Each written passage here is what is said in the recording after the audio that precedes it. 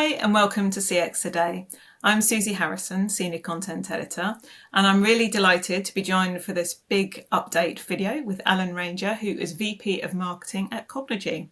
So in this session, we'll be getting to know Alan, more about his role, some of the really exciting innovations that are happening at Cognigy, and we expect to dive into the heart of their company culture, understand their key products and services, and understand how they're really rising to tackle the challenges in the tech industry. So sit back, relax, grab yourself a cuppa or whatever you want to drink, and join us and Cognigy on this big CX update. So Alan, thank you for joining me today. It's great to hopefully get to know more about you. Great. No, thank you very much for having me. So should we start by getting to know you a little bit personally? Could you share a little bit about your professional background? Oh, how long have we got? As you can see by my grey hair, I've been around a very long time. So I started 34 years ago with a little company called Oracle, which hasn't done too badly over the years. So that was a great place to start. And one of the best things about joining Oracle at that time was it was a very young company, but the peer group that I grew up with are now, running companies, and some have, retired off the back of running those companies. But no, we've kept in touch as a group of people. And I've got a fantastic network through those early days of Oracle. Perhaps more relevant for our conversation today around, the contact center market and CX in general. I was at Nuance about 15 years ago, just at the time when voice recognition was coming out, and we were trying to do our best to really understand what people were saying without even knowing what the intent was. And then more recently than that, I spent 6 years at LivePerson, when we went through the whole transformation from being a chat company to being a transformational platform. And for the last 2 years, I've had the pleasure of working at Cognigy as the head of marketing. And I have to say, it's probably the most fun I've had in a very long time. And of course, I even went through the .com, but it does compare with that, but with more realistic outcomes. Great. Well, it's a great foundation for what is obviously still a very exciting career. Yes. Bit of a trickier question. Do you have any fun facts that you can share about yourself? Oh, well, before I got into working in technology, before I joined Oracle, I delivered yachts for a living, sailing yachts. Oh, wow. And of course, it was at a time when we didn't really have much information on what the weather was going to do, so we pretty much took what was given to us. So I think that set me up very well at an early age of when you've experienced a genuine ocean storm, then dealing with the metaphorical one in your commercial life is much easier. So it does give you a very different perspective on life when you've been sort of isolated in the middle of an ocean, dealing with the elements. I think it pretty means you can let most things wash over you, and you don't tend to worry about the little things in life. I'm sure there's lots of metaphors for life that we can, as a person who gets very seasick, that I'm not feeling that particular venture, but I'm sure you had an amazing time. So in your current job, what aspects of it do you find that you're most passionate about? I have to say it's the team. We have a wonderful team at Cognigy. Everybody's quite young, but super motivated. And we're just in the hottest space of technology for decades. So everybody just is really enjoying the responsibility they have and the fact that they really are changing the world. And this really is a very significant time. And I think what they really enjoy is the fact that we're so agile that they just have tasks that they know they need to achieve, and they just have the flexibility and the authority to actually get on with it themselves. So what I'm really enjoying is seeing the growth of the team across the whole company, not just within the marketing department. Sounds great. So can you walk us through what a typical day looks like for Alan in Cognigy? I had a typical day. At the moment, I'm spending a lot of time in the US and so a lot of time on the conference circuit. There's so much to talk about, and there's also so much confusion in the market over what generative AI can do specifically within customer experience and customer service, but also just generally. So what we're doing is that we have some fantastic examples and use cases and stories to tell. So whenever we're invited and we know the right people will be in the audience, we're always very happy to provide sort of educational sessions rather than pitches. So typically most weeks I'll either be in the US or somewhere else in Europe. Quite often the day will start obviously talking to the team. Again, being very agile, it's really important to have more than weekly communication with each member of the team, just to make sure that everybody's aligned and heading in the right direction. And then typically it'll be either preparing for the next presentation or actually giving the next presentation. And then of course afterwards, if we're at a public event like CCW, something like that, you spend a lot of time then networking, spending time with the analysts, and generally educating the world on what's really going on. Great. And I'm sure anyone watching this video is fully aware of who Cognigy are, but perhaps you can give us your elevator pitch on Cognigy. Oh, right. I'll try and keep it short. I think probably the best way to describe us is that we create the AI agents for the contact center that are so good and so easy to deploy that really there isn't any customer service use case that we wouldn't be able to solve. And can you give us a little bit of an overview of the history of the company, your geographical presence, and your size? Yeah, sure. We were founded 8 years ago. We have three co-founders. There's Sasha Poggeman, Philip Heltevig, the CEO, and Benny Mayer.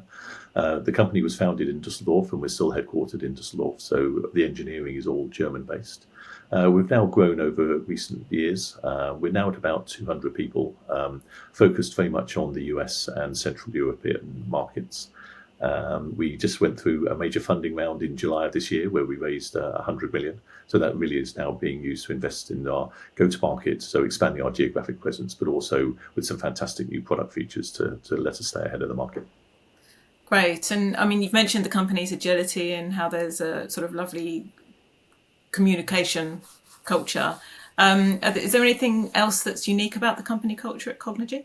I would say it's probably the highest performance culture that I've ever experienced. Everybody likes to talk about having a performance culture, but it's genuine.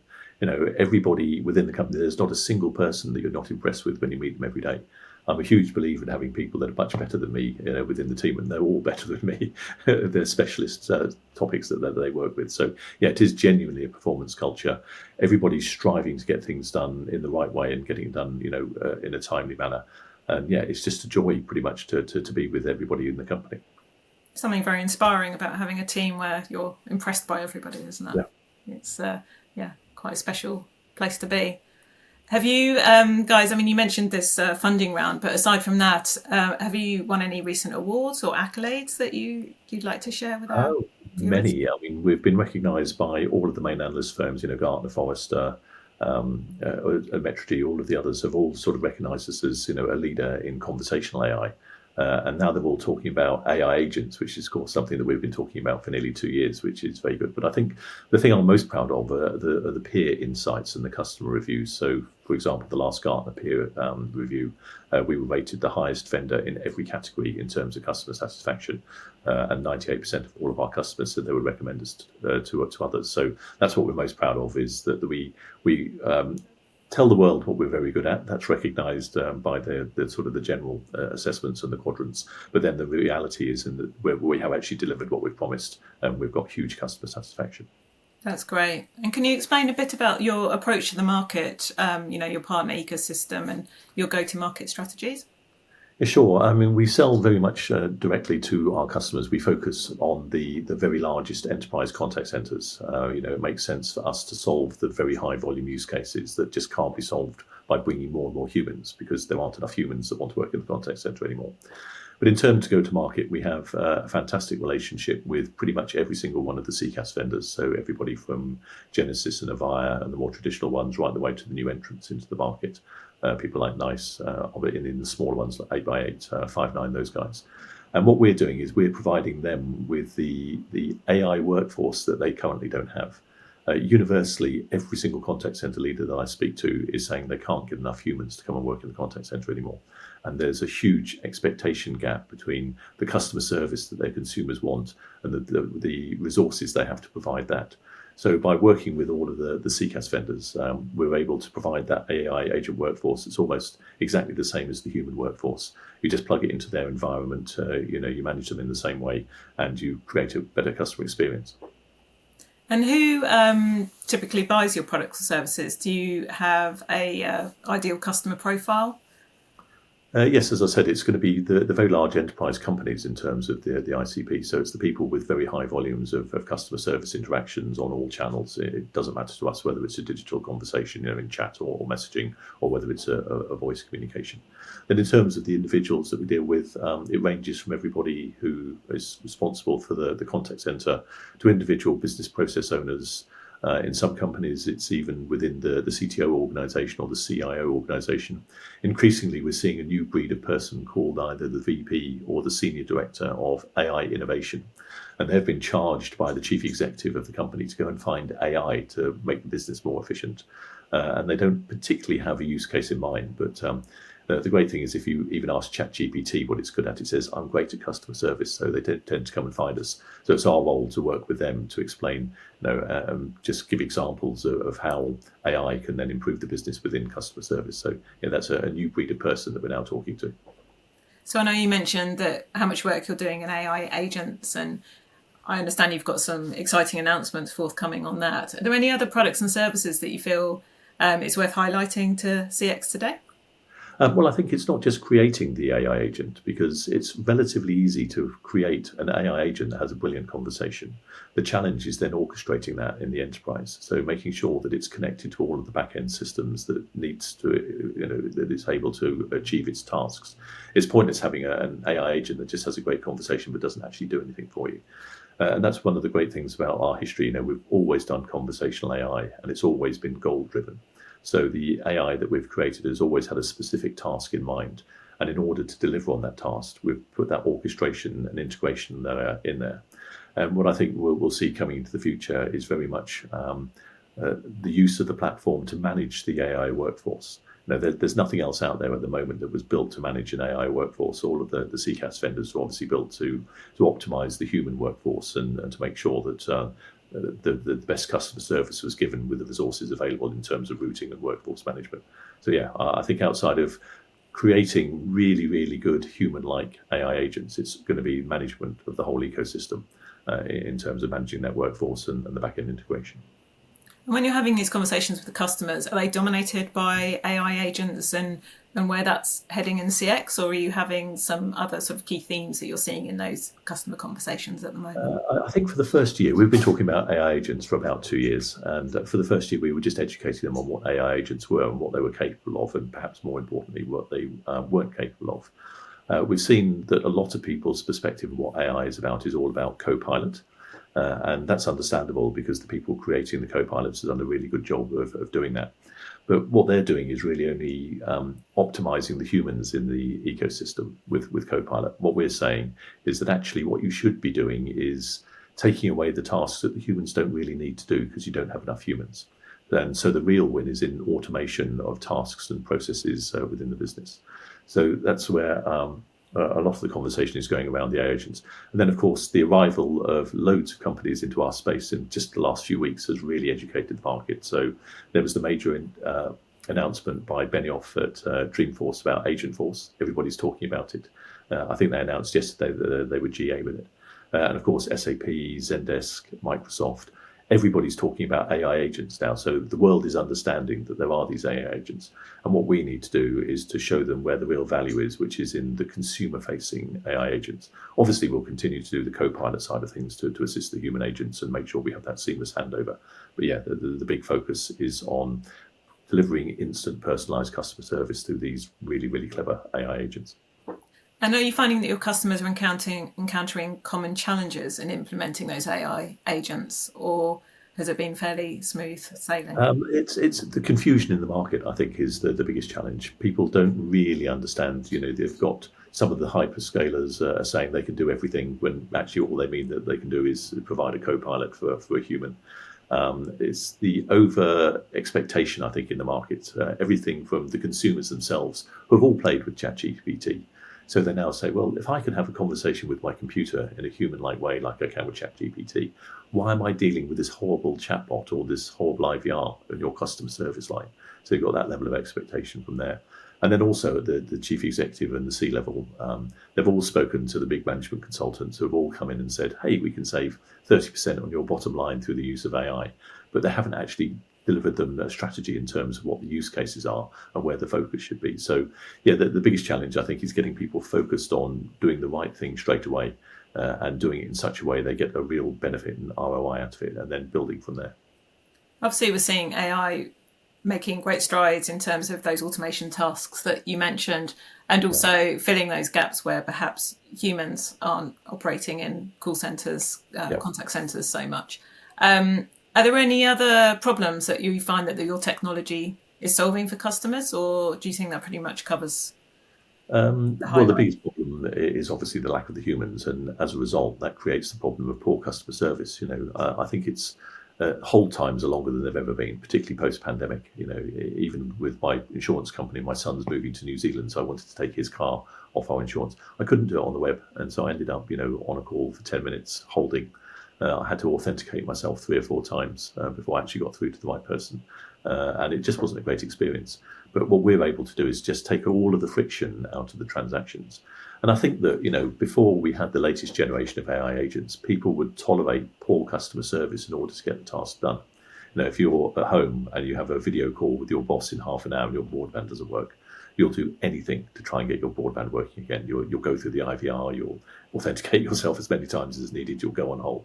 But if we then move into the future, where I really do see that the benefit of the AI agent will be in new use cases like sales and marketing, you're not going to tolerate that friction. So what we're doing is we're taking all of the friction out of the transaction, turning it from being a solution to actually being an experience. And I think that will then wake the whole world up into what's capable in this new world.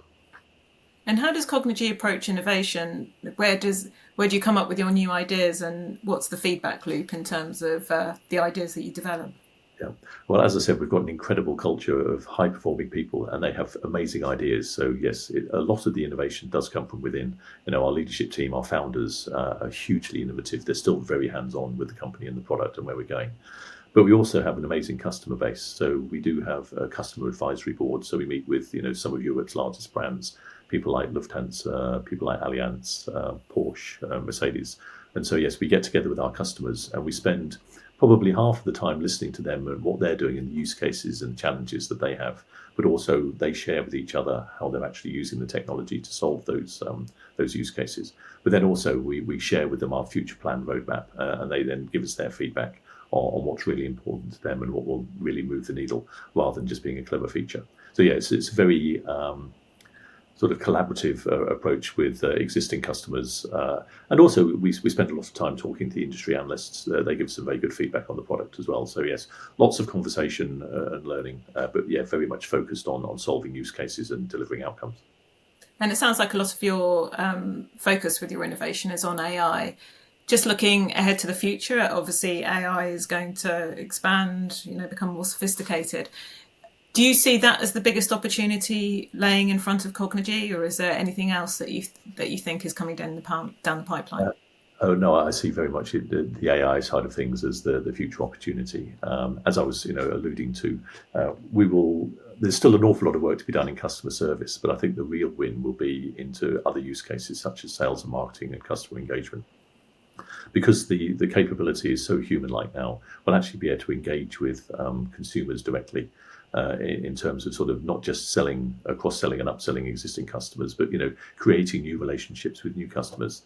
There's no reason now why you shouldn't be watching an Instagram reel and just tap on it and then have an immediate Instagram message conversation with an AI agent that knows exactly what you were watching, has got the intelligence about that product, and then can really give you fantastic customer service in terms of encouraging you to engage with them as a brand, but also all the way through to having a transaction of actually maybe buying the product.